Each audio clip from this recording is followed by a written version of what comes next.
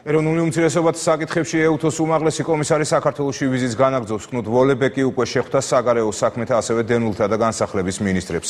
შეხვედრებზე ვოლებეკი იძულებით გადაადგილებულთა მდგომარეობასა და ეგრეთ წოდებულ საზღვრებთან არსებულ ვითარებას გაეცნო. მაია ფანჯიკიძემ უმაღლეს კომისარს ოკუპირებულ ტერიტორიებზე ადამიანის უფლებების დარღვევის კონკრეტულ ფაქტებზეც მიაწოდა ინფორმაცია. დიპლომატი სოფელ დიდში გამგზავრებას და თვითნებურად გაფართოებული საოკუპაციო ხაზის დათვალიერებასაც გეგმავს. უმაღლესი კომისრის ოფიციალური ვიზიტი 21 ივნისამდე გაგრძელდება. დაგეგმილია შეხვედრები პრეზიდენტთან და პრემიერ-მინისტრთან.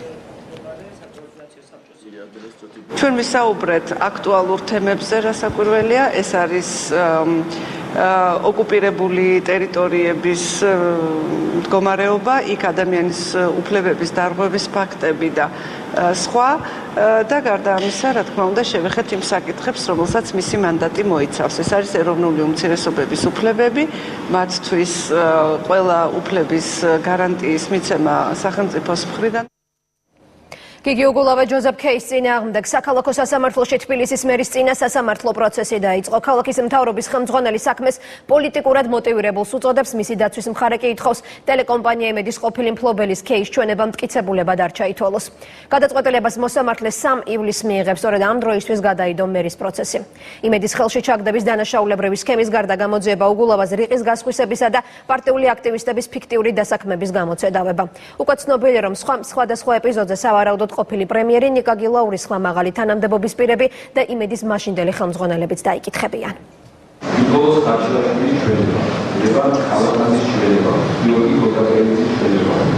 ეს იმ მოწმეთა სიის მცირე ნაწილია, რომელთაც სავარაუდოდ ჩვენება დედაქალაქის მერის წინააღმდეგ უნდა მისცენ. გიგი უგულავასა და დავით კეზერაშვილის საქმეზე დღეს პროკურატურამ მტკიცებულებათა ნუსხა წარმოადგინა. ბრალდების ერთ-ერთი მთავარი მოწმე ბიზნესმენი ჯოზეფ კეია, რომლის ჩვენებასაც დაცვის მხარე საეჭვოდ მიიჩნევს და მის დაუშვებლად ცნობას მოითხოვს. ადვოკატები კანონ დარღვევაზე საუბრობენ.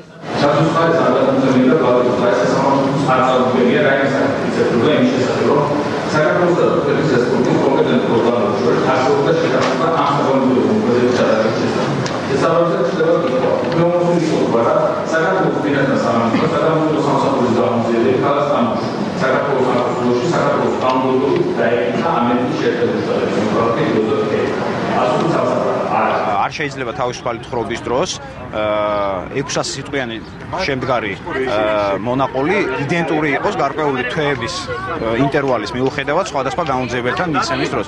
ადვოკატების შუამდგომლობაზე პასუხის მოსამზადებლად პროკურორებმა გონივრული ვადა მოითხოვეს და მოსამართლეს პროცესის გადადების შუამდგომლობით მიმართეს. მიმდინარეობდა მხოლოდ მტკიცებულებების დასაშვებობის საკითხის გადაწყვეტა, სხდომა გადაიდო, შუამდგომლობა იქნა დაცვის მხარის მიერ გამოყენებული. დედაქალაქის მერი დიდი ოდენობით საბიუჯეტო სახსრების გაფლანგვასა და უკანონო შემოსავლების ლეგალიზებას უარყოფს და კვლავ პოლიტიკურ დევნაზე საუბრობს.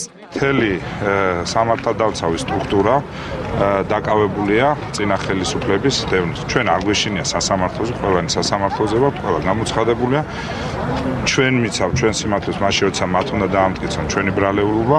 მმართველ გუნდში პოლიტიკური ნიშნით ანგარიშწორებას კატეგორიულად გამორიცხავენ და განმარტავენ, რომ ბრალდებულის მიმართ ობიექტური ჭეშმარიტება თავისუფალმა სასამართლომ უნდა დაადგინოს. ყველა საქმესთან დაკავშირებით, რომელსაც აწარმოებს ახალი ხელისუფლება ყოფილი მაღალჩინოსნების თუ ამჟამად მაღალჩინოსნების მიმართ, ნაცმოძრაობის მხრიდან შეფასებულია როგორც პოლიტიკური დევნა, ეს არის ვთქვათ მათი მხრიდან მუდმივად გამოყენებული ტერმინი. სასამართლო ვალდებულია ყველაფერი ეს გამოიძიოს და სასამართლომ უნდა თქვა საბოლოოდ არის ეს პოლიტიკური ნიშანი თუ არის ნამდვილად დანაშაული. დააკმაყოფილებს თუ არა დაცვის მხარის შუამდგომლობას სასამართლო და რა პოზიციას დააფიქსირებს პროკურატურა 3 ივლისს წინა სასამართლოს სხდომაზე გაირკვევა.